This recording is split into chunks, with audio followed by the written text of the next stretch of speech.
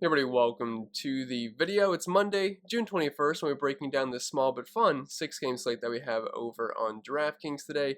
And if you do find this video helpful in any way possible, please leave a like, subscribe to the channel if you haven't already, and hit that notification bell as well so you don't miss out whenever I post new content. I do cover other sports too. I do NFL, NASCAR, and MLB, so we'll have videos pretty much every single day on this channel.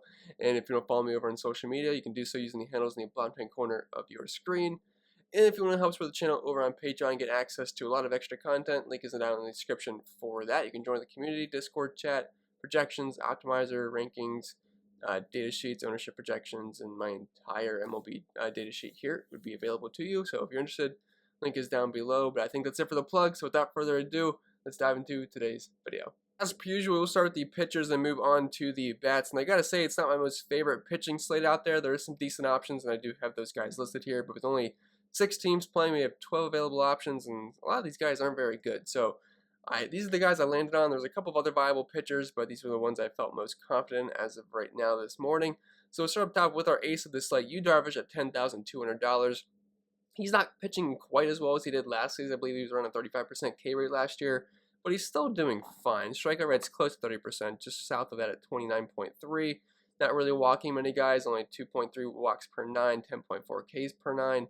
Giving up a batting average less than 200, power less than 150, is giving up a lot of fly balls, but only a homer per 9. And I know a matchup versus the Dodgers isn't the most exciting thing in the world. They're still a good offense, even though they're missing Cody Bellinger and Corey Seager, which is a good thing for Yu Darvish because there's some lefty power that's out of the lineup, so it's definitely a boost for him.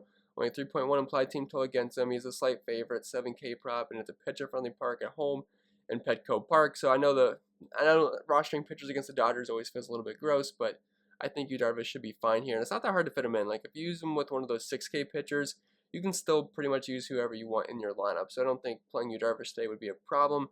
And just raw projection point-wise, Yu Darvish should probably end up being the highest point scoring pitcher on this slate today. So I have no issue wanting to go with him because it shouldn't really restrict your lineups too much because I don't think you're going to play Darvish and Montas together.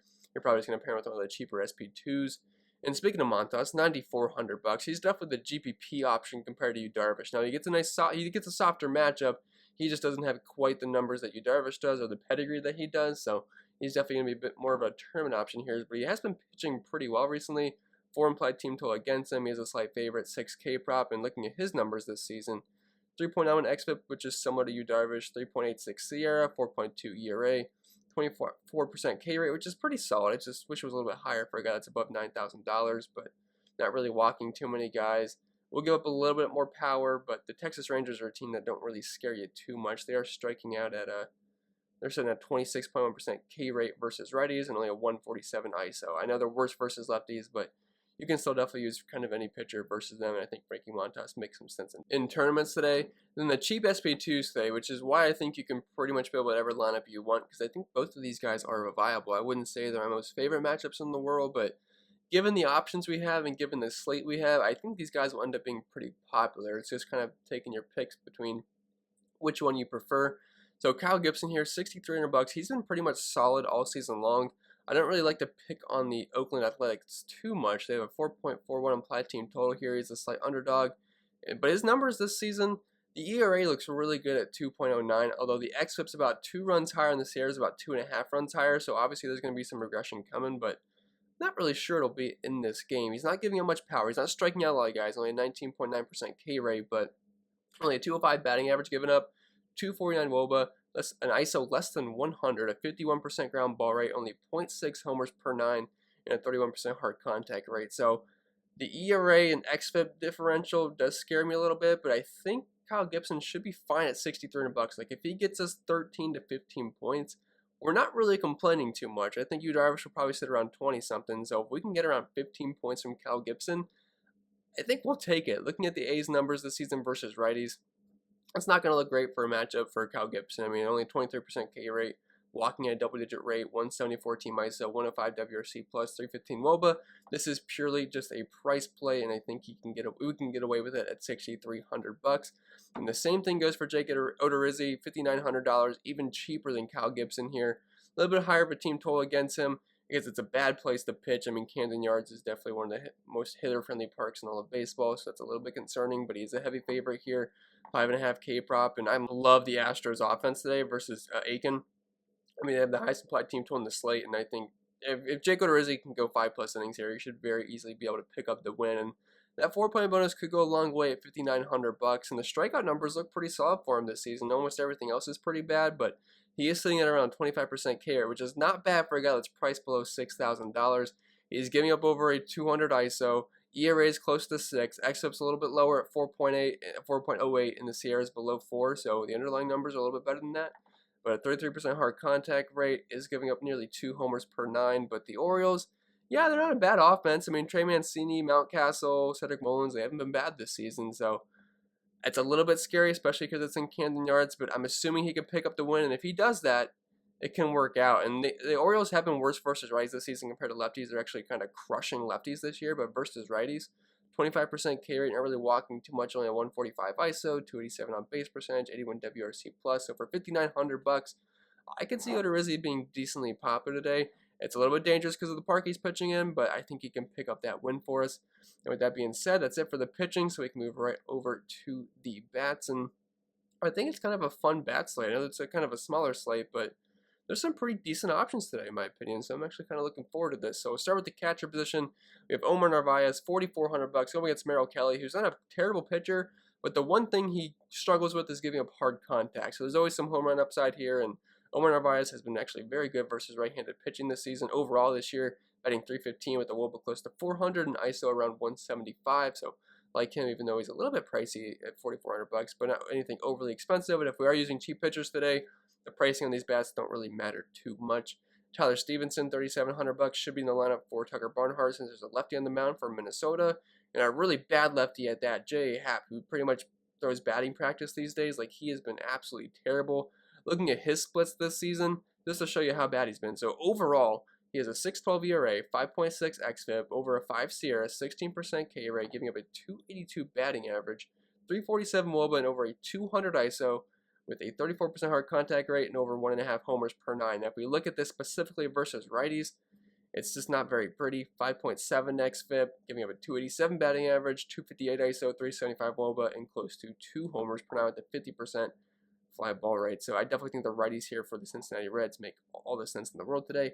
You could also play lefties as well if you're just going for a full-on stack. And Tyler Stevenson's actually had some decent numbers versus left-handed pitching this year.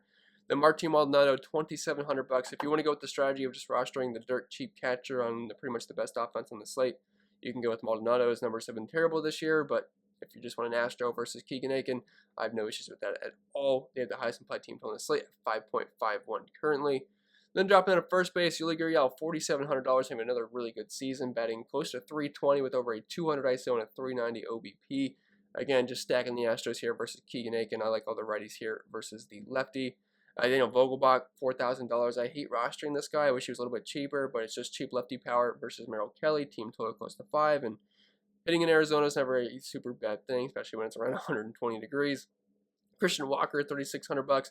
Same game, just opposite team, going up against Brett Anderson, who's kind of annoying to stack against because he's a big ground ball guy. But I think Christian Walker is going to be viable here versus a lefty. Looking at his splits versus lefties this season, not as good as you would think. I wish they were a little bit better. Adding cleanup as a righty versus Brett Anderson, so I think he's viable for the price point. I think the Diamondbacks should be more of a contrarian stack tonight because I think a lot of people are going to be on Reds, on Brewers, and on Astros. I think the Diamondbacks could get a little bit overlooked tonight, but I think they're in a pretty decent spot versus Brett Anderson, specifically the righties. Dropping out of second base, we have Jose Altuve, $5,500.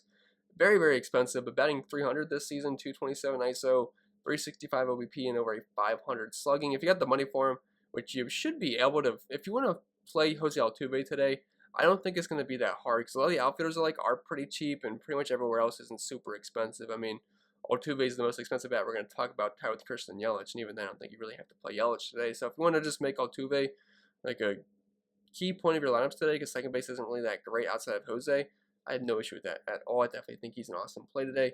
Colton Wong, $4,700. I was going to say cheap lefty, but just cheaper than Altuve versus Merrill Kelly here, a guy that will give up some hard contact, batting .280 this season with a 161 ISO.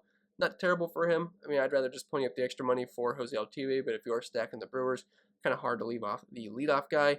Then Eduardo Escobar also eligible at third base, 4,400 bucks. More of a contrarian play here, but if you are stacking the Diamondbacks, I mean, it's kind of hard to leave him off. With over a 220 ISO this season, not a guy that's hitting for a high batting average or getting on base too much, but I do like the power upside versus the lefty. And going to third base, we have Eugenio Suarez, 3,900 bucks. I believe this is the only the second round we're going to talk about. You can obviously use the whole entire lineup here, but I prefer the righties versus J Happ. I know Suarez has been terrible this season. He's batting 167, which is absolutely abysmal, with a 30% K rate, but he does have some pop in the bat. That's why we're going to have some interest here over a 200 ISO this season, which is it's the only thing he's done well this season is have some power. Everything else has been absolutely terrible, but J Happ is so bad, I think we can use Suarez in this matchup. And as Dribble Cabrera, 3,400 bucks, kind of a similar play to Eduardo Escobar, so I won't really go too in depth there. But if you are stacking the Diamondbacks, don't hate using some of these guys. I think will be a little bit contrarian today. Then Abraham Toro, 2,100 bucks, small sample size this season, but he does have an ISO close to 200. I don't really want to have to play Toro. I don't think you're going to have to go this cheap today unless you're going double spend up with Montas and Yu Darvish today. But he's just a really cheap part of the Astros lineup, so I don't hate the idea of using Toro. Going down to shortstop, Carlos Correa, 4,800 bucks. All the shortstops are pretty bad today. You could look at Jorge Polanco, but I don't love the spot for him. So if you just want to just lock in Carlos Correa, because he's definitely like the best option here, I don't mind that at all. He's got a 294 batting average this season, 151 WRC plus, and an ISO above 200. I know he's batting a little bit lower in the order, but I mean, it's pretty much easily the best shortstop play in the entire slate. So definitely really like Carlos Correa. And just given how much better he is at the position than most people on this slate today, I'd almost go as far as just saying lock him in cash games. And a couple of okay options that are a little bit cheaper here, Nick Ahmed and Kyle Farmer. They're mainly just if you're stacking that team. Like if you have all the Diamondbacks, just throw Nick Ahmed on there. I know he's more so there for the defense. His offensive numbers are pretty terrible, but he's viable in the righty on lefty matchup versus Brett Anderson. Same goes for Kyle Farmer. He has actually very, very similar numbers to Nick Ahmed this year, but he's just a cheap righty versus J Happ, and I think you can use all those guys versus Happ today. Then dropping down to the outfield, Christian Yelich, 5,500 bucks. I hate rostering Yelich this year. He does not do anything at all. Only a 133 ISO, 248 batting average. The OBP is good. It's above 400. He walks a lot, but he also strikes out quite a bit. And he just does not seem like a player that should be $5,500. I think he should be in that 4K range as of right now until he turns it up. But if you are stacking the Brewers, Yelich is an option there. Jordan Alvarez, $5,000. If there's a righty on the mound for the Astros, I mean, Alvarez and Brantley would be the absolute best plays on the slate.